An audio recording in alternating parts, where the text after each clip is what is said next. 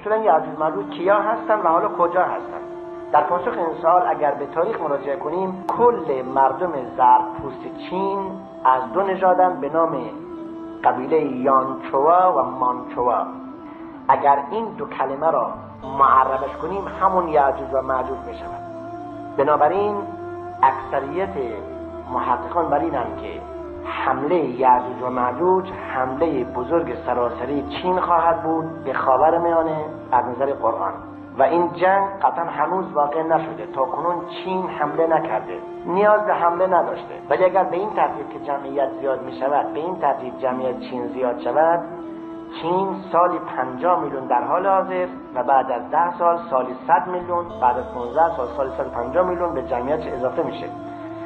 30 سال نمیذارد که چین دارای 3 الی 4 میلیارد جمعیت خواهد بود و در نتیجه حمله سراسری چین اجباراً کجا ندارن که کجا پیدا کنند در زمین دیگه. چه اگر امروز چین بخواد حمله کند 500 میلیون سرباز مسلح به دنیا تحویل میده.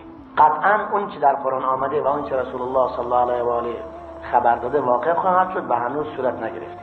در هر سه مسئله یا هر دو مسئله، هم دجال هم یأجوج مأجوج، افسانه ها و دروغ ها و آب و تاب ها به اون اضافه شده. اگر به یک حقیقت 10 دروغ اضافه بشود، نباید باعث شود که ما اون یک حقیقت را هم جزو 10 دروغ پنداریم و تکذیب کنیم. حقیقت به جای خودش مونده.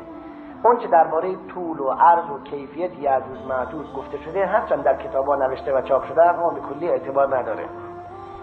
یأجوج مأجوج بندگانی انسان هستند ولی از دین و مذهب بیخبرند، شرورند، جهانخوارند، حمله میکنند، شرق را میگیرند. این کل احادیثه. هرچه درباره عجیب الخلقه بودن افراد یأجوج مأجوج آمده به هیچ وجه درست نیست. این از ساخته و پرداخته داستانگویانی است که سعی میکردند با عجیب و غریب قرار دادن حکایت شنوندگان خود را در رمضان أقبل فالقلوب مريضة والنور أمسى خافتا بكياني قل لي متى يأتي الصباح بنوره ومتى ننصاع